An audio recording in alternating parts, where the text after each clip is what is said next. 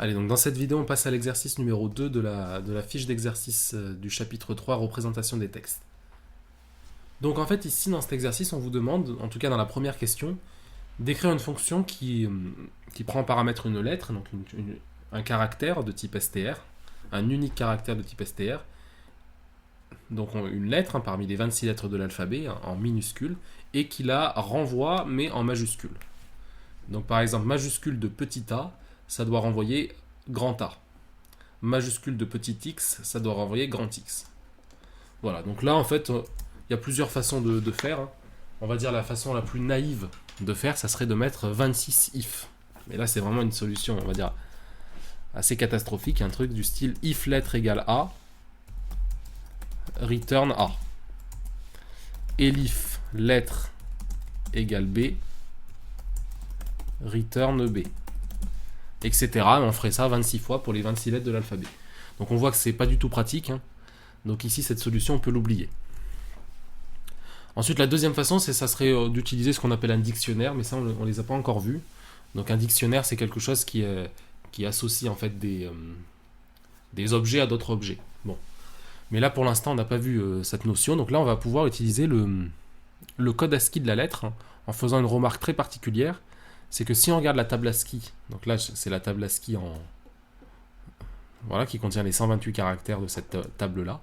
Si je regarde les lettres en minuscules, par exemple le petit a, son code ASCII c'est 97. Et si je regarde le code ASCII du A mais version majuscule, c'est 65. Et en fait, on se rend compte qu'il y a une différence de 32 entre les deux. C'est-à-dire que 97 moins 32 est égal à 65. Et c'est le cas pour toutes les lettres, c'est-à-dire même pour le petit b, 98 moins 32 est égal à 66. Etc. Et en fait, pour chaque lettre, c'est vrai. Donc si je prends le petit k, eh bien 107 moins 32 est égal à 75. Il y a toujours un écart de 32. Donc là, finalement, on se dit qu'on va pouvoir peut-être utiliser le code ASCII pour justement convertir une lettre exprimée en minuscule en majuscule. Donc par exemple, si je prends la lettre, on va dire la lettre Z, enfin la lettre G, on va dire, bah, si je calcule ORD de G, ça va me donner le code ASCII de G. Si maintenant j'enlève 32, j'obtiens 71, et là j'obtiens le code ASCII du G majuscule. Et du coup maintenant si je veux renvoyer ce G majuscule, ben, il faut utiliser la fonction CHR. Donc si je fais CHR de tout ça, je rappelle que CHR, ce qu'elle fait, CHR, vous lui donnez un nombre, un code ASCII, et elle renvoie le caractère associé. Et là, je vais avoir le G majuscule. Donc finalement, pour avoir le G majuscule à partir du G minuscule, il faut appliquer cette formule-là. Donc là, hop, il y a juste à mettre return, CHR, de ORD, de lettres, moins 32. Voilà, donc là, je le fais en une seule ligne, mais on pourrait le décomposer. Donc si je teste, majuscule de petit a, voilà, ça marche. Majuscule de petit f, ça marche. Majuscule de petit z, ça marche. Alors bien sûr, ça va marcher uniquement pour les lettres les 26 lettres de l'alphabet.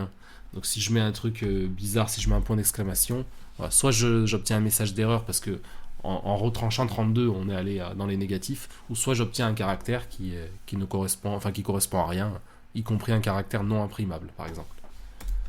Voilà, donc là la fonction, je l'ai faite d'un coup, mais j'aurais pu détailler, j'aurais pu faire un truc comme ça. J'aurais pu faire def majuscule de lettres.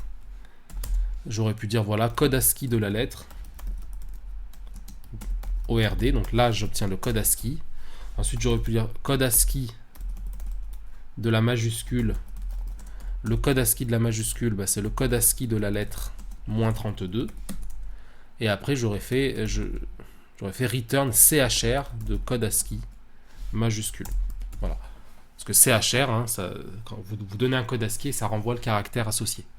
Donc là, ça c'est la version détaillée, ça c'est la version en une ligne. Voilà, donc ça c'est pour majuscule. Écrire de même une fonction minuscule. Alors minuscule, bah, c'est facile, minuscule, il suffit de faire plus 32. Voilà, parce que minuscule, c'est vous donner une lettre en majuscule, par exemple le grand A. Comment j'obtiens la lettre en minuscule, j'ajoute 32 au code ASCII. Voilà. On va la tester quand même. Donc pareil, on aurait pu détailler. Hein. Donc minuscule de grand R, voilà, petit r, etc. Voilà, donc là on a fait nos deux petites fonctions qui marchent quand on donne un seul caractère. Et maintenant on demande d'écrire une fonction majuscule chaîne. Donc une fonction qui prend carrément en paramètre une chaîne de caractères. Par exemple salut en minuscule. Et qui renvoie cette chaîne en majuscule. Donc là en fait il suffit d'appliquer notre fonction majuscule pour chacune des lettres de la chaîne. Donc là, par exemple, pour salut, il faudra appliquer la fonction majuscule pour le S, pour le A, pour le L, pour le U et pour le T. Donc là, on fait comme d'habitude, on part d'une chaîne résultat qui est vide. Ensuite, on parcourt chaque caractère de la chaîne, for x in chaîne. Pour chaque x dans chaîne, résultat égale résultat plus majuscule de x, tout simplement. Return résultat. Là, on va tester majuscule de chaîne avec salut. Et ça marche.